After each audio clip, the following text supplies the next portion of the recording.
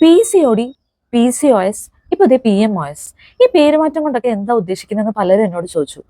മറ്റൊന്നുമല്ല, എല്ലാവർക്കും അറിയുന്ന ഈ കണ്ടീഷൻ വെറും ഒരു ഓവറിയുടെ ഡിസീസ് അല്ല എന്നും മുമ്പ് 10ൽ ഒരാൾക്ക് എന്ന രീതിയിൽ ഉണ്ടായിരുന്ന ഇത് ഇപ്പൊ 3ൽ 1 എന്ന രീതിയിൽ എത്തിക്കൊണ്ടിരിക്കുന്ന ഒരു അവസ്ഥയാണിതെന്നും എല്ലാവരും അറിയണ്ടേ.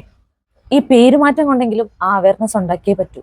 സോഷ്യൽ മീഡിയ തുറന്നാൽ അതിൽ PCOD എക്സ്പേർട്സ് ആണ്, PCOD ക്ലിനിക്സ്. ഇവരൊക്കെ പറഞ്ഞ് മനസ്സിലാക്കിയത് വെച്ചിട്ട് വെറുതെ ഇരുന്ന ഒരാൾക്ക് എങ്ങനെയോ ഇങ്ങനെ ഒരു അസുഖം പിടിപെട്ടു, അതുകൊണ്ട് അവർക്ക് മൂഡ് സ്വിങ്സ് വരുന്നു, അതുകൊണ്ട് അവരുടെ വെയിറ്റ് കൂടുന്നു, അതുകൊണ്ട് അവർക്ക് മുടി കൊഴിയുന്നു, അതുകൊണ്ട് എന്തൊക്കെയൊക്കെയോ സംഭവിക്കുന്നു. അങ്ങനെയുള്ളവരിനി പാൽ കുടിക്കാൻ പാടില്ല, ചിക്കൻ തിന്നാൻ പാടില്ല, ഇത് കുറയ്ക്കാനായിട്ട് 3 മാസത്തേക്ക് crash course, diet, exercise, weight reduction, ഇങ്ങനെയൊക്കെ എന്തൊക്കെയോ ഒരു കൺസെപ്റ്റ് ആണ്.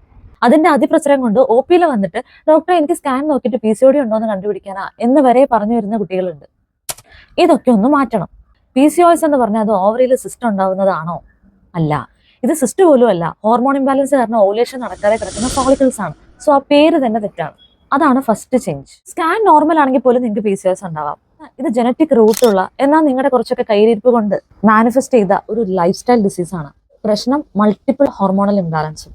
നിങ്ങളുടെ സ്ട്രെസ്, നിങ്ങളുടെ വെയിറ്റ്, നിങ്ങളുടെ ഡയറ്റ്, നിങ്ങളുടെ ബോഡി ആക്ടിവിറ്റി, ഇതൊക്കെ കൺട്രോൾ ഇല്ലാതെ പോകുമ്പോൾ, ലൈഫ് സ്റ്റൈൽ മോശമായി പോകുമ്പോൾ ഒക്കെ മാനിഫെസ്റ്റ് ചെയ്യുന്ന ഒരു ഹോർമോണൽ ഇംബാലൻസ് ആണിത്. പിടിച്ചു കെട്ടേണ്ടത് നിങ്ങളും. ബിക്കോസ് നിങ്ങളുടെ ഹോൾ ബോഡി മെറ്റബോളിസത്തെയും ഹോർമോണൽ വ്യവസ്ഥയെയാണ് ഇത് ബാധിക്കുന്നത്.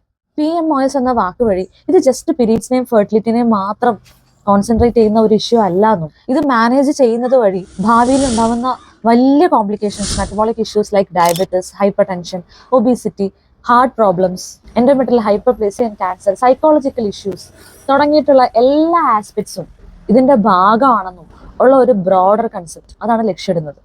PMOS, it's not just an ovarian disease, but it's a metabolic syndrome. അപ്പൊ PCOS, PMOS ഉള്ള നിങ്ങളുടെ ഫ്രണ്ട്സിനൊക്കെ ഇത് ഷെയർ ചെയ്യുക. ഇത് എങ്ങനെ അറിയാം, എങ്ങനെ ഫേസ് ചെയ്യാം തുടങ്ങിയ നിങ്ങളുടെ സംശയങ്ങൾക്ക് താഴെ കമന്റ് ബോക്സ് യൂസ് ചെയ്യുക.